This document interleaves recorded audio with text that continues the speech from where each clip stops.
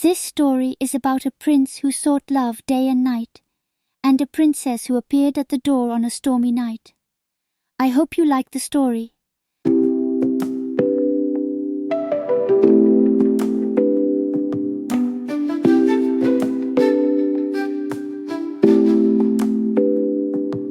In a land of green, where the sun shines bright, the prince sought love both day and night.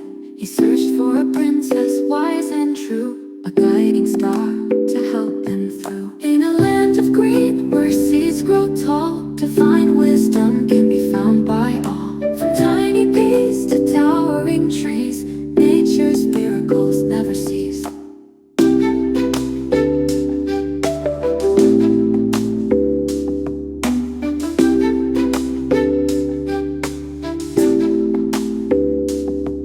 One stormy night, a knock was heard. A princess appeared without a word. The queen had a plan, a test to see if this maiden had wisdom, pure and free. In a land of green, where seeds grow tall, divine wisdom can be found by all. From tiny peas to towering trees, nature's miracles never cease.